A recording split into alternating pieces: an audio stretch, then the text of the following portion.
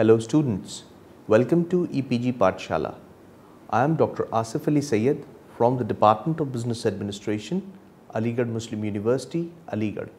Today we shall be discussing about the module Conflict Resolution and Emotional Intelligence of the paper Skill Development and Social Entrepreneurship.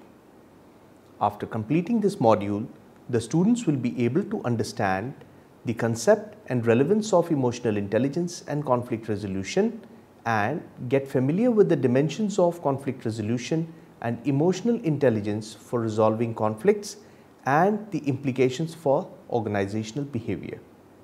Introduction. Conflict between co-workers on the production line can be expensive as well as time consuming for companies. The business problem investigated in the study is the ability of supervisors on the production line to resolve conflicts in non-union companies, which consequently may lead to a drop in organizational productivity. For decades, people were only aware of intelligence quotient or IQ, and it was generally used to select people for jobs and other activities. But there are some people who are assumed to be intelligent, are able to interact with other people, unable to work in teams, and are not successful in their personal or professional lives. Similarly, there are many people who are not assumed to be intelligent but can communicate wonderfully with other people, have wonderful skills to handle just any kind of situation, magically mingle with people, and have achieved great heights in their life. Definition of conflict resolution and emotional intelligence. Emotional intelligence is defined as a form of social intelligence that involves the ability to monitor one's own and others' feelings and emotions, to discriminate among them, and to use this information to guide one's thinking and actions.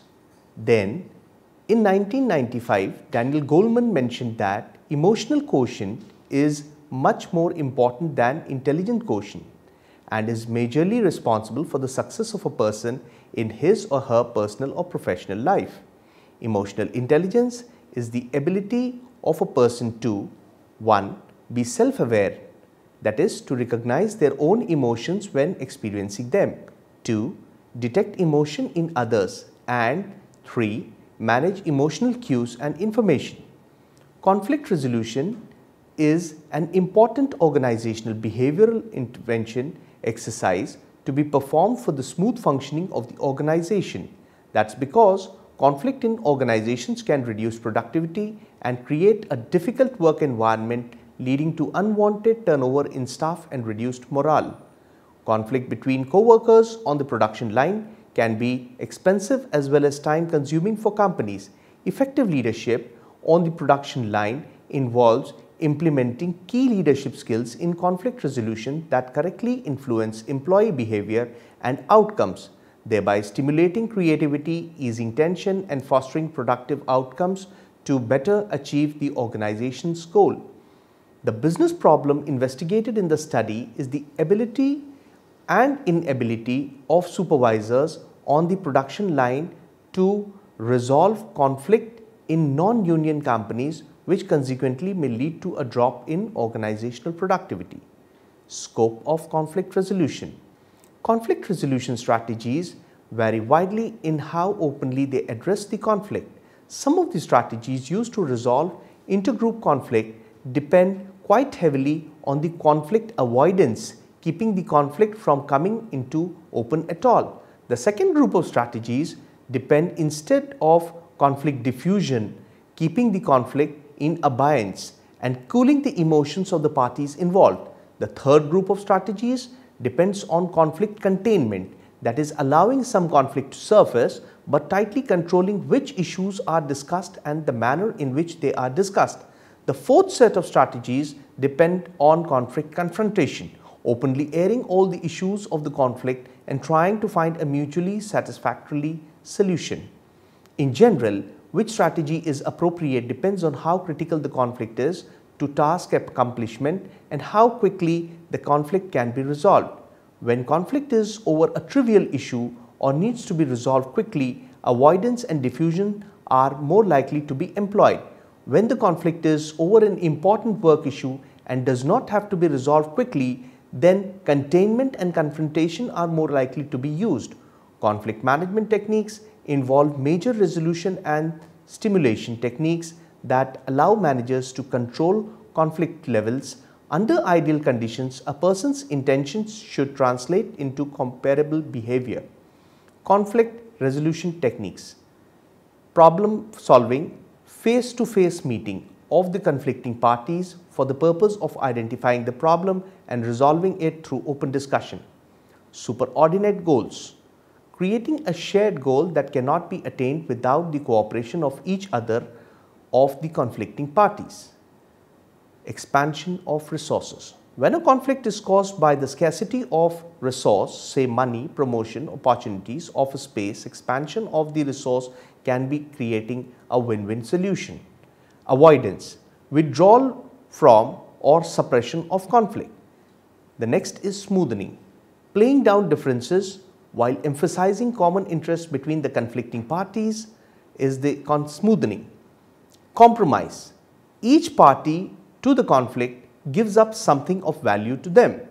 Authoritative command, management uses its formal authority to resolve the conflict and then communicates its desires to the parties involved.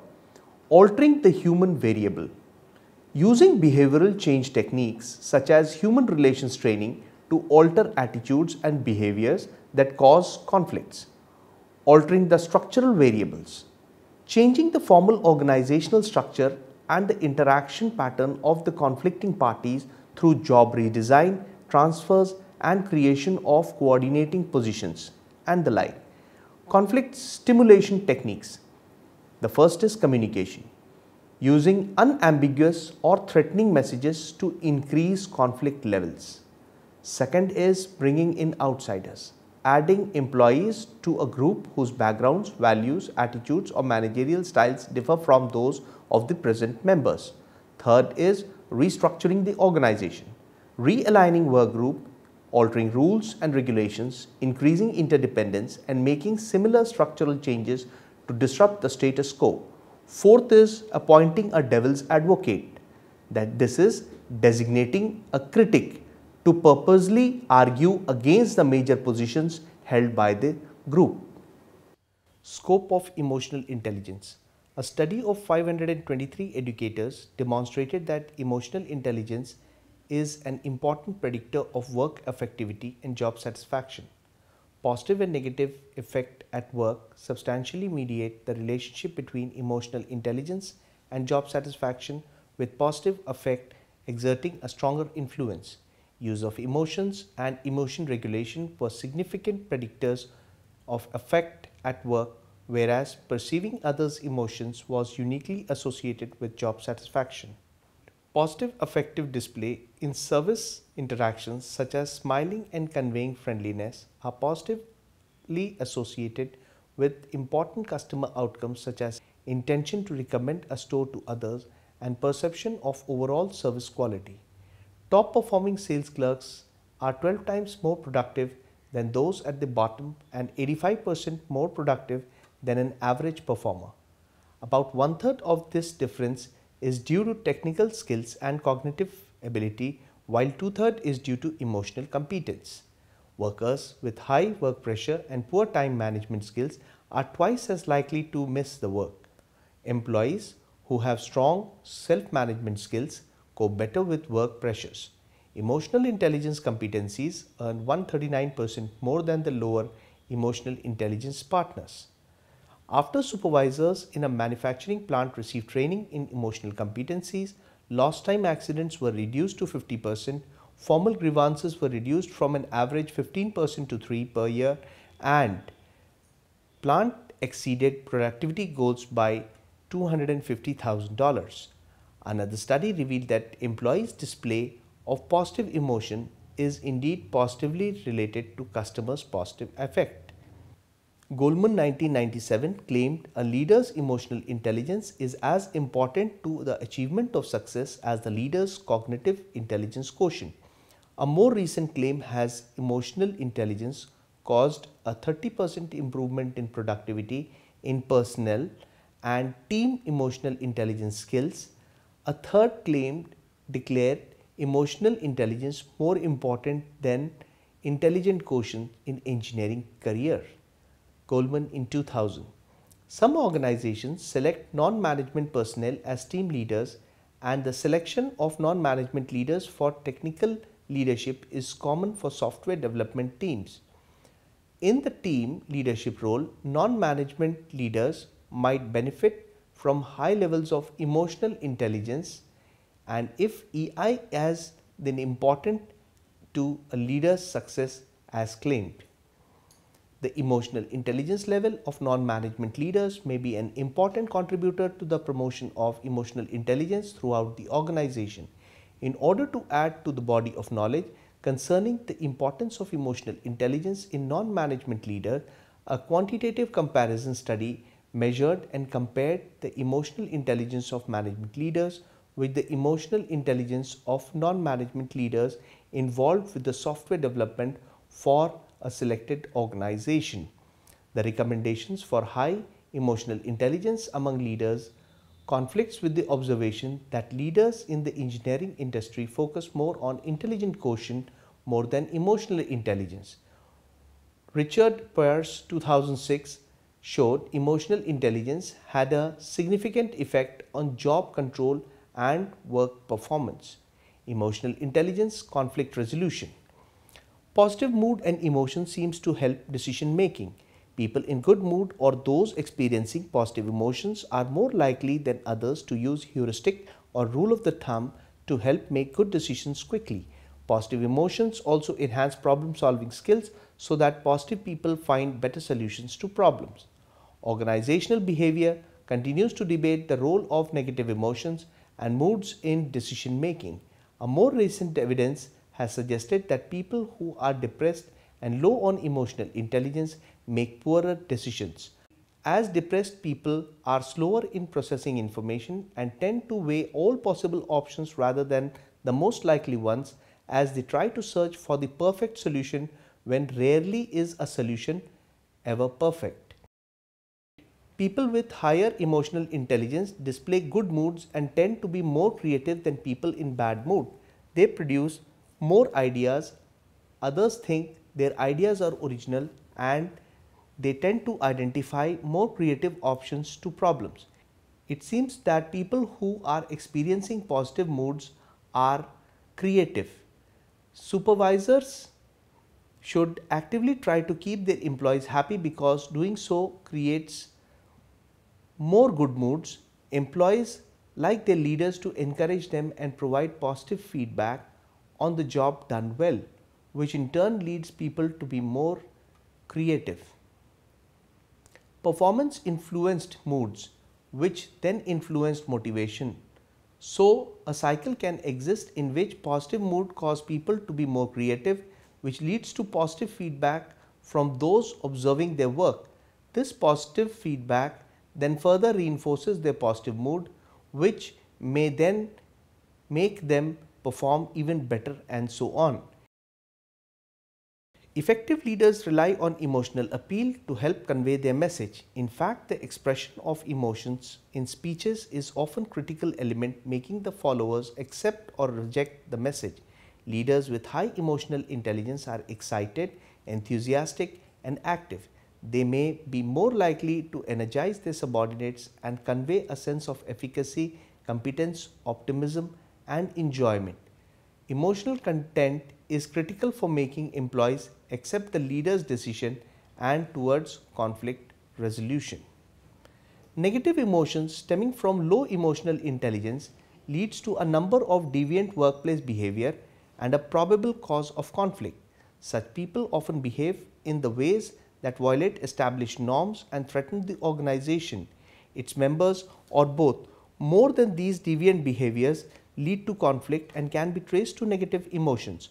For instance, envy is an emotion that occurs when you resent someone or having something that you don't have but you strongly desire, such as a better work assignment or a higher salary. It can lead to malicious, deviant behaviors and a cause for conflict. An envious employee acts hostilely by backbiting or backstabbing or negatively distorting others' success and possibly distorting his own accomplishments. Evidence suggests that people who feel negative emotions, particularly those who feel angry or hostile in a way, are more likely to have conflicts than those who have higher emotional intelligence. Emotional intelligence built up as employee content can transform a workplace culture. This can be a solution to resolving workplace conflict and improving efficiency and relationship among the workforce. Managers can alleviate mood enhancement by using humor and livening the work environment. Giving small token of appreciation can bring high quality relationships and increase social connections among organizational members and bring about more cooperation. This would be a conducive and a conducive environment for conflict resolution if there exists any. Thus, managers can control their colleagues and employees' emotions and moods by being sensitive to their co-workers and employees' emotion and assessing others' behavior as if it were completely rational. As other consultant aptly put in, you can't divorce emotions from the workplace because you can't divorce emotions from people. Managers who understand the role of emotions and moods will significantly improve their ability to explain and predict their co-workers and employees' behavior and also resolve conflicts amicably. Emotional intelligence affecting knowledge workers' performance. For understanding the phenomena, whether there is a relationship between emotional intelligence of knowledge workers and their work performance, call center employees were studied for their behavioral response. Since they qualify as knowledge workers and their work setting involves an environment where employees have to go through a lot of ups and downs, schedules and have to deal with a great amount of stress, emotional quotient plays significant role than intelligent quotient. Emotional quotient predicts the behavioral compatibility of a person and communication skill are also shown strongly correlated to emotional quotient. Strong emotional quotient is an indicator of self-management and social traits in employees. It has been established that emotionally intelligent knowledge workers are capable of maintaining strong communication links with their peers, clients, and customers. They perform better and serve better than weak EQ workers. Strong emotional quotient enhances their ability to manage time, workloads, and work-family related complex issues. It also increases self. Strong emotional quotient enhances listening capabilities and abilities to make strong connection with customers to resolve their problems. If knowledge workers selection include EQ assessment in their selection process, chances of getting stable and strong personalities will increase, and that can help in reducing their attrition rates. Moreover, it increases the productivity of knowledge workers and reduces the rate of employee dissatisfaction.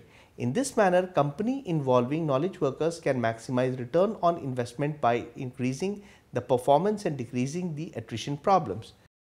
The concept of emotional intelligence in developing training programs could be incorporated in the HR training activity for existing employees. For this, emotional quotient test can be constructed on the basis of 4 factors: self-awareness, self-management, social awareness, and relationship management. Based on these, the HR team can create a framework of emotional quotient tests and examine candidates, and accordingly training programs could be developed to enhance the weak areas of employees. Exploring the implementation of EQ assessment has gained momentum in the present times. Let us summarize what we have learned so far. Indeed, organizations today are changing rapidly due to technology, globalization, and cutting-edge production, subsequently morphing into new structures and workflow processes.